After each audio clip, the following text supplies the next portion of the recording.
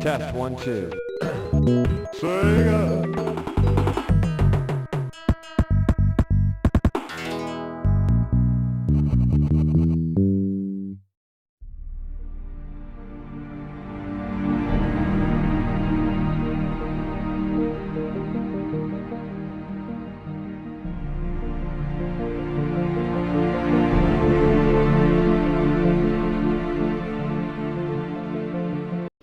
Hello, and welcome to the season 14 finale of Power Up. Today we're going to do, well, first I was going to do 3D Docking Heroes, and then I said, oh, I don't have the footage for that. And I found, oh, I have all this footage for Comix Zone I said I do. So yay, Comix Zone it is. So yes, so it'll be Comix Zone for the Sega Genesis on the season 14 finale of Power Up. And I'll put some more information about what's coming up at the end of this episode. But still, I want to thank you all for watching me and seeing how I'm doing on this channel. I've been here since 2006. Holy crap, that's been a while. But yeah, I look forward to doing more stuff. And yeah, and because you know this is Comix Zone, you know I like the Sega. That's a trend. You know, I was like, you know, who else could say Sega in a buttery smooth voice? You know, so yeah. Let me see. Let me try that one time. The 1 2 1 2 Sega. It'll work. Yeah. Anyway, roll the fancy credits already. Hold on.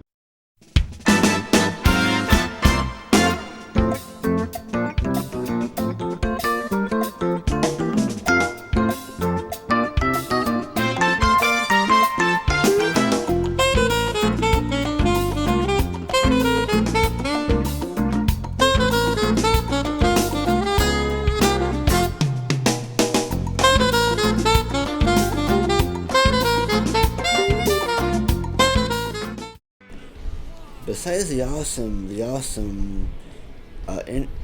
intro license screen, which is awesome by the way, Comix Zone was released in 1995, developed by the Sega Technical Institute, and published, of course, for the Genesis. But it also has been re-released on the Sega Saturn, Game Boy Advance, PC, and Xbox 360. Anyway, the game's story revolves around Sketch Turner, a comic book artist who was working on his latest book, Comix Zone, a post-apocalyptic tale of a hero fighting against Mortis. Almost said Mobius for a second there. Called Mortis, an evil tyrant.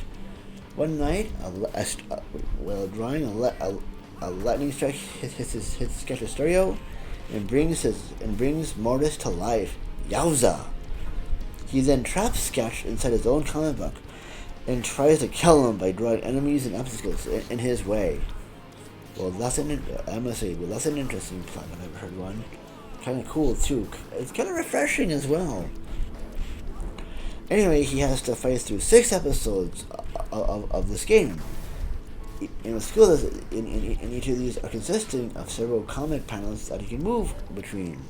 Especially the part where you can like beat when you do a really powerful kick or attack, you basically tear the borders of like what would be a panel, which is really cool.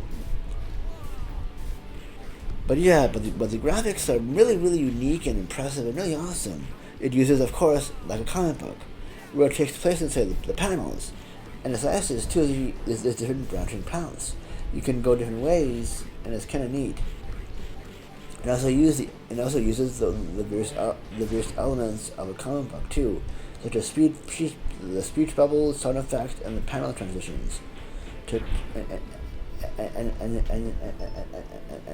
And it gives it a dynamic and very immersive experience. Graphics-wise, they're colorful, they're fluid, they're really good-looking and detailed, and they really showcase what the Sega Genesis can do. And the animations are just wonderful, absolutely amazing.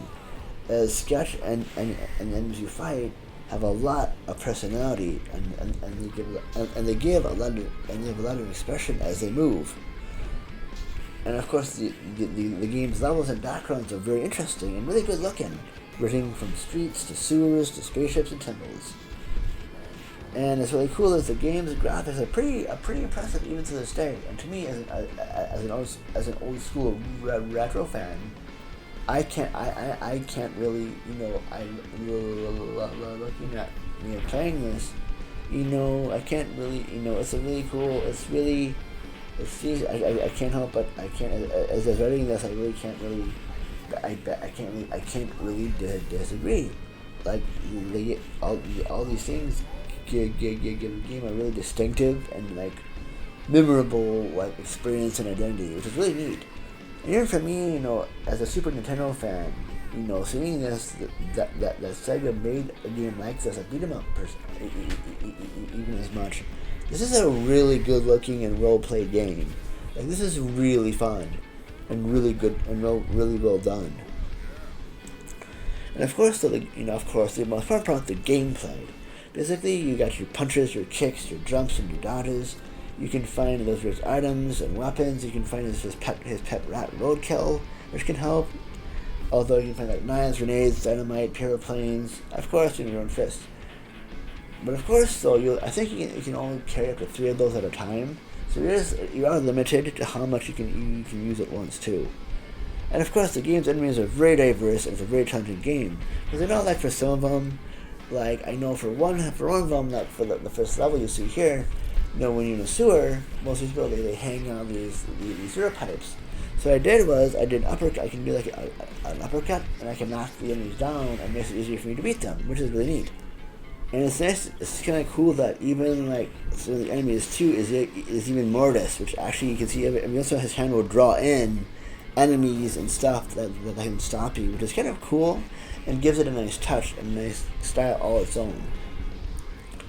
And so also you can also with all the slight puzzle elements, as you can interact with the environment and use it to your advantage. So you can break walls, push objects, or switches, and all this stuff and things. And I mentioned, you can, like, as you punch people, the strength of your attacks can tear the paper out of the comic book to create new palettes and stuff. Although as much as this fun game is, this game is very hard, and although I do feel too, since it doesn't really have a 2-player option, the replay value is really lacking. So this probably would be something I would do every once in a while if I did. And of course, too, there are lots of cheats you can use in this game. So if you really get your ass kicked, it is a retro game. So if you really want to just play the game and beat it, there are some stuff you can use as well. But yeah, and also because in this game too, the health because in this game also. Because I did use a god mode code on this because because of its high difficulty. And maybe I use it so on all of you, ha ha ha ha. But anyway though, I like using that. But hey, because as well is because everything he does drains health. Because it's either he's drained by enemies, of course, his items he uses, as well as sometimes his own movements. And so, also, of course, the game, as I mentioned too, because of the branching paths, it has random, the game, depending on what you do, it affects the game's outcome. Of course, though, the game can be completed, because it's also another game, it's really good, you can complete this game in about less than an hour. But though, because it doesn't have much replay value, or even modes, so if I mentioned no 2-player mode, it does make it. It can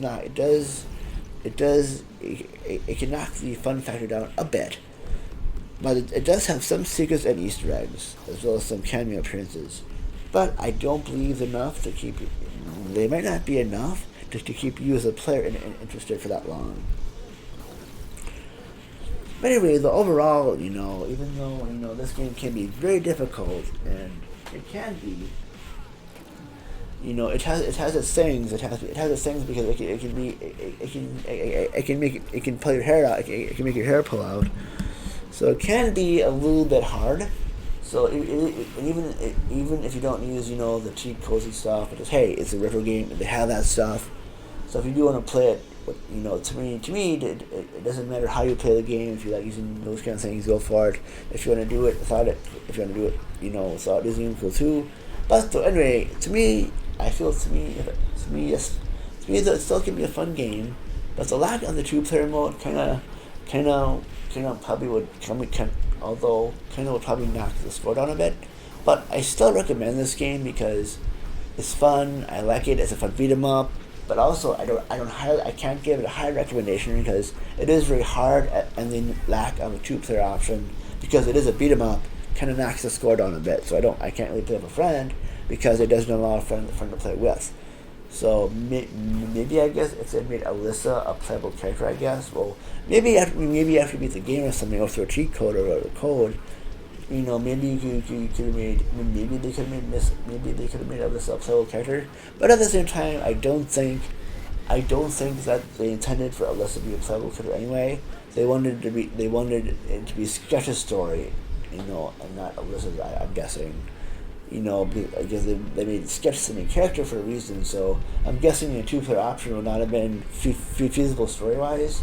So sometimes, I probably understand, but it's still really nice to have some kind of second-set option. Maybe get even do a generic blue Sketch or Sketch that maybe in the past they've had certain games that have this the same player, but just a different color, just to say, oh, I can But then again, though, of course.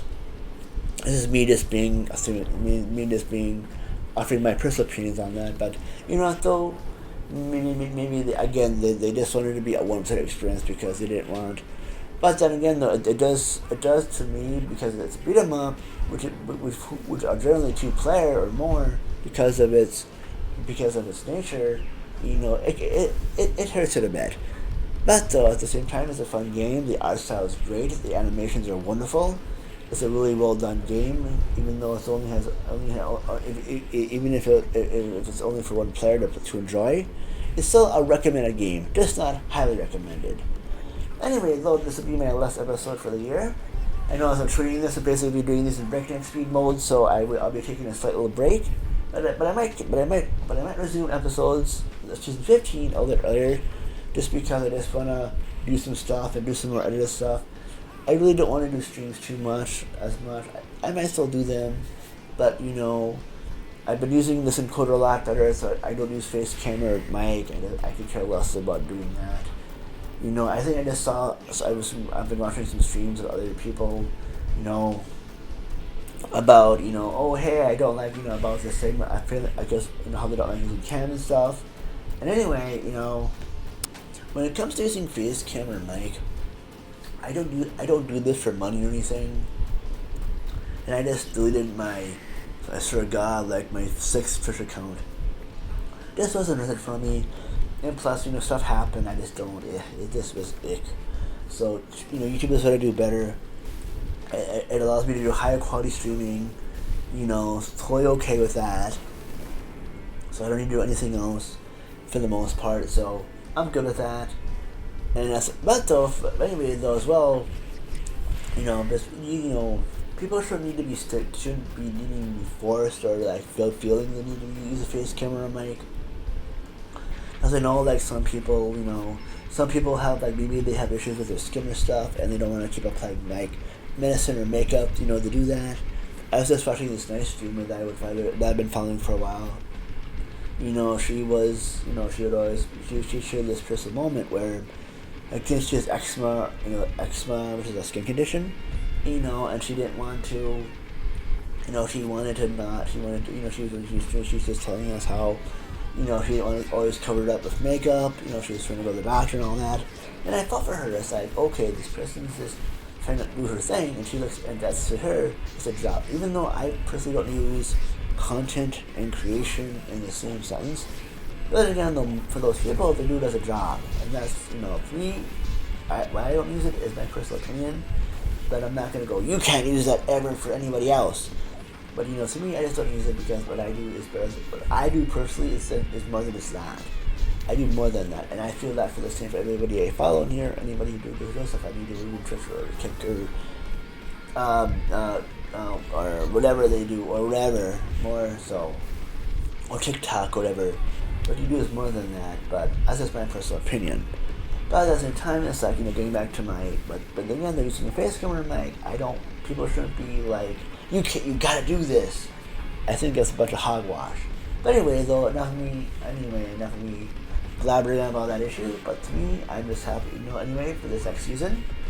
I don't know what I'll be doing next, of course. I know I really need to upgrade to a better, I want to get an M2 or a refurbished M2 Mac Mini, so I can really do much better stuff. I can do much better. To me, I always edit better on a Mac, so that'd be way better for me to do stuff with, even if I do like cinematic stuff, it's going to be easier for me to do as well, because I like using Final Cut Pro for that stuff.